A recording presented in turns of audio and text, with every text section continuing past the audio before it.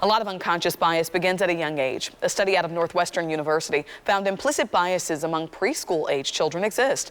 4- and 5-year-olds rated images of black boys less favorably than images of white boys and girls, with black girls falling in the middle. 41 Action News anchor Ray Daniels spoke with our local teachers about how they address these issues and what parents can take away.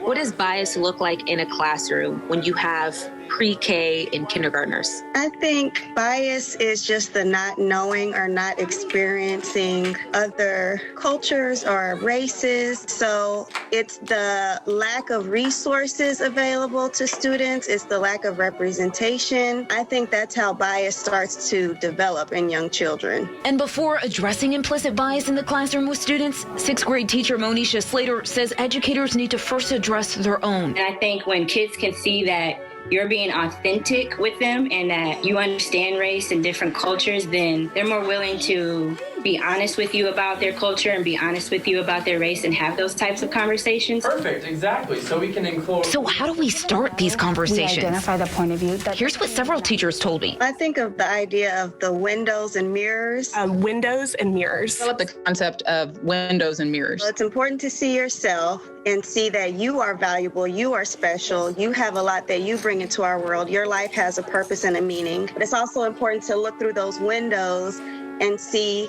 okay, there are lots of different things to learn about, to celebrate, to embrace, to become more knowledgeable about other cultures as well. Creating safe spaces, highlighting differences, and also making representation present in the classroom. What else do we see? Through circles, we can sit down together and share and just talk about, how we're all different.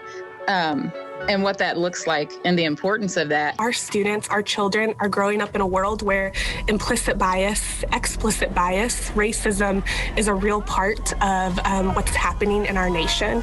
And so to ignore those things is actually ignoring a critical part of their developmental years. Think about who do you surround yourself with? And so going back to that mirror and window, where might you need windows in because you don't live that perspective. It's also important to ask questions. Our goal is not to shut anyone down, but to keep those lines of communication open so that parents understand what our goal is here in our schools. When I look at the children in my building and when I look at the children, you get to pop into other buildings, the K-12 spectrum, everybody deserves a place to belong. And so that's why it's important that we're engaging in these topics, even though they might not be the most comfortable. A lot of times problems in the world were because of race or because of religion or because of our differences, and trying to find some commonality is important. And so teaching students that it's okay to be different. And also find things we share and how we can all work together. In Kansas City, Ray Daniel, 41 Action.